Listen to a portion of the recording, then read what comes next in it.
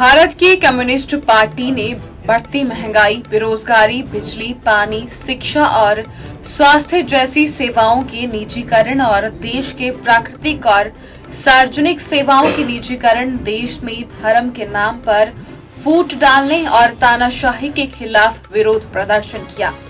लोग गांधी चौक पर इकट्ठा हुए और गांधी चौक से डीसी ऑफिस तक रैली निकाली। उसके उपरांत उन्होंने वहां धरना दिया।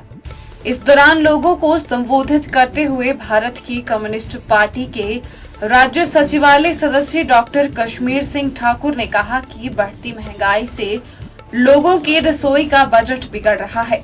जरूरी खाद्य पदार्थों के दाम आसमान छू रहे हैं। देश में किसानों की आर्थिक स्थिति बद से बदतर होती जा रही है। देश में खाद्य उत्पादों पर नियंत्रण कर कंपनियां अपनी मनमानी से दाम तय कर रही हैं। ठाकुर सीपीएम के राज्य सचिव मंडल सदस्य हूँ। आज पार्टी का सीपीएम की तरफ से पूरे देश में हम लोग केंद्र सरकार की जो नीतियां हैं से महंगाई बढ़ रही है।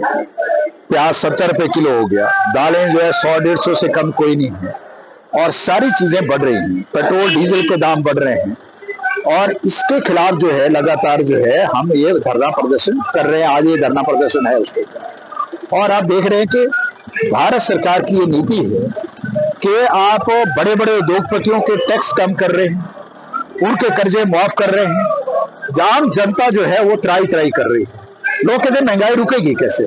महंगाई इस तरह से रुकेगी अगर आप मोनोपोली बंद करेंगे।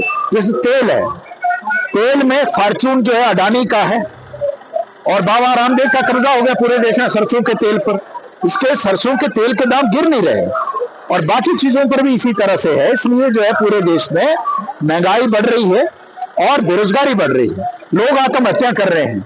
इसलिए जो है हम ये समझते हैं कि ये जनता की जब आवाज नहीं उठेगी तो ये सरकार बेलगाम हो जाएगी और बड़ा हमला आने वाला है जो आज लोगों को लग नहीं रहा। केंद्र सरकार ने 1800 करोड़ रुपया राज्य सरकार को दे दिया स्मार्ट मीटर लगाने के लिए। स्मार्ट मीटर लगाने का मतलब प्रीपेड मीटर आने वाले टाइम में होने वाला है और प्रीपेड मीटर का मतलब है आपको बिजली बोर्ड का निजीकरण नहीं करना पड़े, ऑटोमेटिकली हो जाएगा जैसे आपका टेलीफोन की सेवाओं में हुआ। इसलिए ये लोगों पर बड़ा हमला है। आने वाले समय के अंदर बिजली का निजीकरण, आपका पानी का निजीकरण, आपका सारी चीजों का निजीकरण जो सरकार ऑलरेडी कर ही रही है।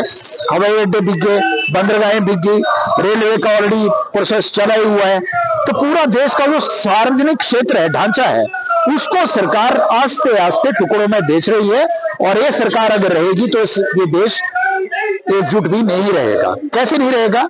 क्योंकि ये सरकार जब ये हमला हो रहा है महंगाई का, बेरोजगारी का, तो सरकार हिंदू मुसलमान कर रही है, तो सरकार लोगों को लड़ा रही है, लोगों की एकता को तोड़ रही है।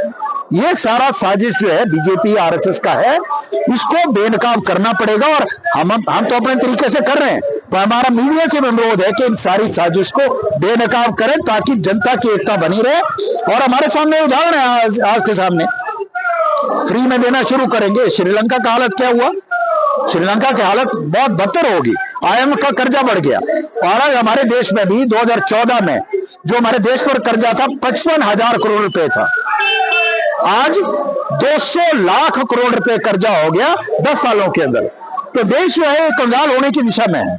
इसलिए जो है सरकार जो है ये आम जनता विरोधी है। इसके खिलाफ आज ये हमारा धरना प्रदर्शन है। ये मुख्यतः महंगाई है, बेरोजगारी है और ये जो निजीकरण है, बिजली और पानी का निजीकरण, इसको लेकर ये सारा मुख्य बात है। मनरेगा का बजट कम हो रहा है। मनरेगा का बजट कम हो जाएगा, गांव के गरीब लोगों की जेब में पैसा नहीं जाएगा, गांव के गरीब लोगों की खरीदने की ताकत कम हो जाएगी, तो उसका असर जाएगा बाजार पर भी, उसका असर जाएगा उद्योगों पर भी। तो मोदी सरकार जो है हर तबके पर हमला कर रही है, इसलिए इसका विरोध करना जरूरी है। इसलिए आज ये विरोध है। दिव्य हिमाचल टीवी के लिए हमीरपुर से सुरेंद्र ठाकुर की रिपोर्ट।